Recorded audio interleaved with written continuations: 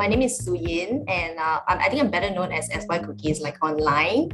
And myself is art director slash food stylist. I do mostly like food styling work and creating like images, digital imaging, or like digital images and videos, like mostly food related work.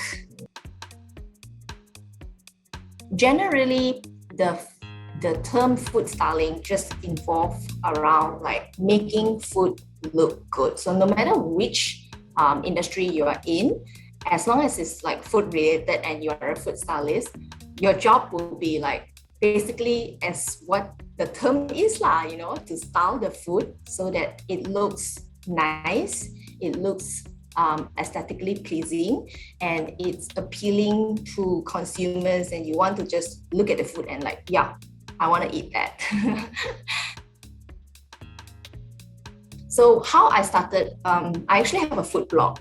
So I think a lot of the food artists out there would have the similar story. They will always have some sort of platform where they started taking pictures and making food images, and then they just want to perfect that image. So it's the same thing with me. Like on my food blog, I just want to perfect that image and like, this is just not good enough for me, it doesn't look tasty. Why does it look so flat? And then as we go deeper, and I did a lot of like studying. So I actually did a short course in Thailand. So when I did the studying, I was like, okay, this is really what I want to do, right? And then eventually when it started paying me, then I realized like, okay, it's no longer just a part-time substantial income. I can actually make a living out of it.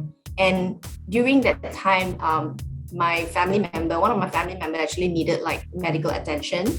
So I thought like, okay, this is like the perfect job for me to have the flexibility in time. So with my timing and also I can spend more time with my family, like taking care of them.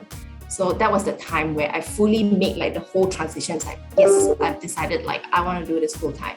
So I just went into it, like completely ditch everything else and go into this like full time.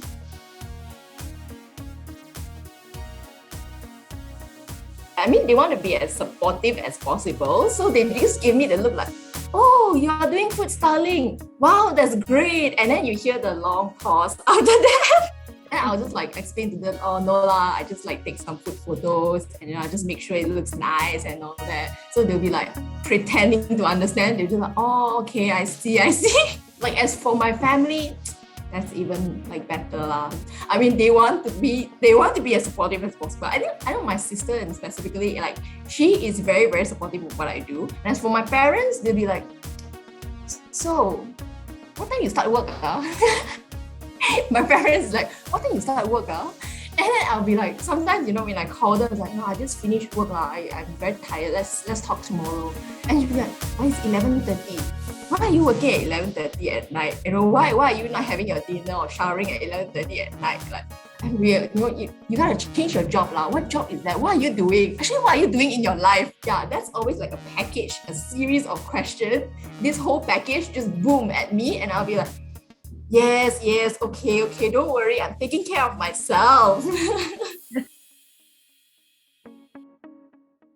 I'm very proud of all the achievement that I've achieved like so far, especially when I see the things that I do are actually making an impact and like making a difference in the industry and contributing to the industry. I wouldn't say like world shaping, sort like whoa, so big, but I would say that food styling is a part of what shapes the food industry in a way. But if you want to talk about like a memory / achievement sort, I would say it's what happened in 2015 when I was nominated as the food influencer, like Asia's food influencer representing Malaysia. That would probably be like one of the things that to me, I would always remember, because I feel that is the changing point. Because after that, I do see like food photographers or food stylists making into the category labeled as food influencer. So I feel like, okay, I think, that's quite something. And it's quite a good memory, of course, when they throw in all this fancy stuff, right? Then you'd be like, okay, that's quite something to remember,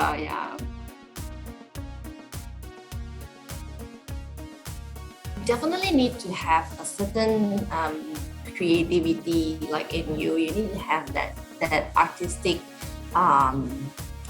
character, the artistic knowledge, and you need to have the eye for art to know that this is like, yes, this is good in this way, presented in this way and that way. You need to have that for sure, but I wouldn't say that that's entirely. Of course, if you have talent, then you're slightly ahead of everyone, but I would say hard work also paid off. So my advice for anyone who wants to go into like creative food styling work, on top of having the interest, of course, you need to be prepared to work hard, and to have the willingness to learn. And then realistically, be prepared to be very disciplined in financial.